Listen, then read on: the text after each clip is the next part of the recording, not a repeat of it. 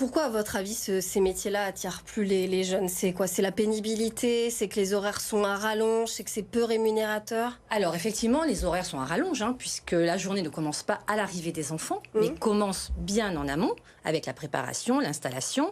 Le soir, au départ des enfants, il y a aussi tout le nettoyage et le ménage à faire. Donc effectivement, c'est des plages horaires qui sont un petit peu longues.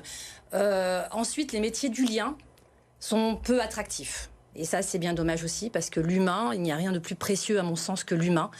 Alors effectivement, comme je vous dis, on ne produit pas forcément quelque chose de matériel, mais on travaille un peu pour la pépinière de la société. Donc je trouve que c'est extrêmement valorisant et il faudrait relancer. Et je vous remercie d'ailleurs de cette invitation, parce que ça nous permet de pouvoir parler du métier. Alors dans le 3e arrondissement seulement, vous étiez 470 il y a peu, si je ne me trompe pas, et vous êtes actuellement 350.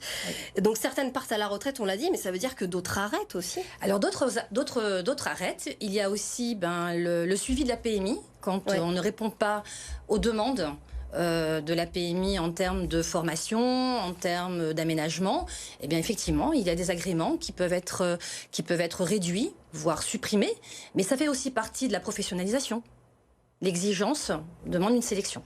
Alors à Lyon, c'est vrai qu'on a beaucoup de mal, comme partout d'ailleurs, à trouver du personnel de crèche également. On en a beaucoup parlé sur notre antenne.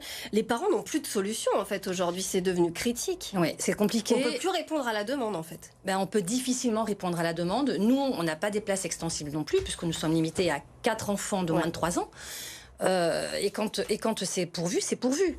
On ne peut pas aller au-delà de ça. Et effectivement, les parents se retrouvent dans des situations complexes. Certains sont obligés de prendre des congés sans solde pour pouvoir s'occuper de leurs enfants, parce qu'ils n'ont pas trouvé de solution. Et je veux dire, les jeunes parents, quand ils arrivent à ce stade-là de leur vie, c'est le plus beau moment de leur vie. Et là, ça devient un vrai casse-tête et parfois ça tourne vraiment à la catastrophe. On peut quand même le dire, on l'a tous plus ou moins vécu.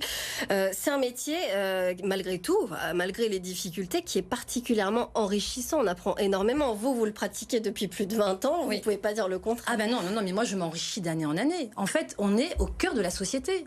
On grandit avec ces jeunes parents qui nous amènent leur nouvelle vision de la petite enfance, toutes les pédagogies, toutes les approches. Et vraiment, je sais ce que je vous dis, en fait, c'est un métier d'avenir. Et non pas un métier du passé. Et le métier, il évolue beaucoup, j'imagine. Il évolue en permanence. Ah non, mais il n'y a pas de... On n'est pas sur un terrain figé, loin de là. Être nounou, c'est pas seulement changer des couches. Alors, être assistante maternelle. Être assistante maternelle. Parce qu'on est des professionnels de la petite enfance. Non, loin de là, on accueille. Alors, on ne garde pas. On accueille un enfant, on accueille sa famille et on l'accompagne pendant toute cette période du 0-3 ans.